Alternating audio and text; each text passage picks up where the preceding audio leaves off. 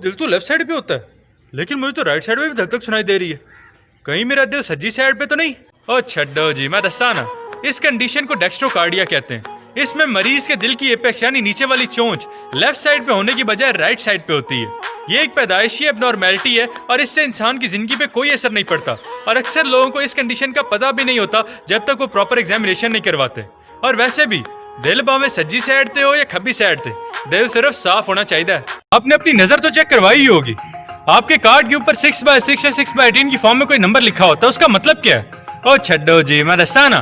6/6 normal vision है। ऊपर वाले 6 का मतलब है कि सामने वाली लाइन आपको 6 मीटर की दूरी से क्लियर नजर आ रही है, और नीचे वाले 6 का मतलब यह है कि एक नॉर्मल विजन वाले बंदे को भी वो लाइन 6 मीटर की दूरी से क्लियर नजर आएगी। अगर आपकी विजन कम है, फॉर एग्जांपल 6/18, तो इसका मतलब यह है कि जो लाइन आपको 6 मीटर की दूरी से क्लियर नजर आ रही है वो एक नॉर्मल विजन वाले बंदे को 18 मीटर की दूरी से क्लियर नजर आएगी। कुछ समझ आई? अगली भी गई। आपको पता है आपके चेहरे के ऊपर एक डेंजर एरिया भी मौजूद है। ओ छड्डो जी, मैं दस्ता ना।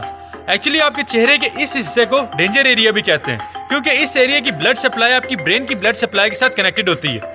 इसीलिए इस एरिया की स्किन इन्फेक्शन अगर ब्लड में एंटर हो जाए तो आपके ब्रेन तक जा सकती है। इसीलिए कहते हैं कि आपको अपने नाक को ज्यादा छेड़ना नहीं चाहिए। और वैसे भी नाक की चंगलियां ना मारया करो, बंदा चंगा नहीं लगता। डिंपल नजर आया? इस डिंपल की वजह पता है आपको? ओ छड्डो जी, मैं दस्ता ना। हमारी गाल के अंदर एक मसल होता है जिसका नाम है ज़ाइगोमैटिकस मेजर। अगर ये एक सिंगल मसल हो तो आपकी गाल पे डिंपल नहीं पड़ते, लेकिन अगर ये बाइफिड हो यानी इसके 2 हिस्से हो तो मुस्कुराने पे आपकी गाल पे डिंपल नजर आते हैं।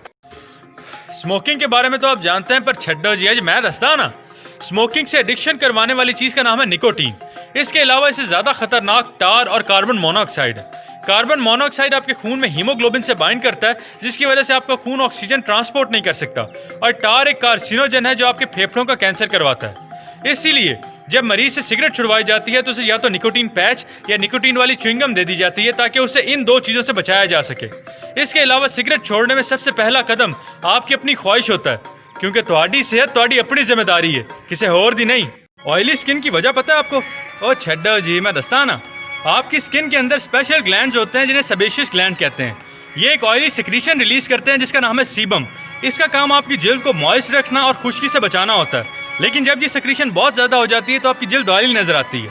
इसकी वजूहात में इन्वायरमेंट यानी ह्यूमिडिटी वाला माहौल, डाइट यानी तली हुई चीजें खाना, हार्मोनल इम्बैलेंस जैसे कि मर्दों में एंड्रोजन का लेवल ज्यादा होना, और औरतों में इसकी सबसे बड़ी वजह कॉस्मेटिक यूज है।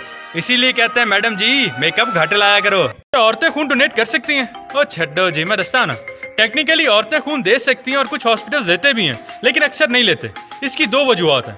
नंबर 1, औरतों में मर्दों की निस्बत खून कम होता है, और नंबर 2, क्योंकि औरतों के अंदर ऑलरेडी पीरियड्स की शक्ल में ब्लड लॉस हो रहा होता है, इसलिए खून देने की वजह से उनमें अनीमिया यानी खून की कमी होने के चांसेस होते हैं।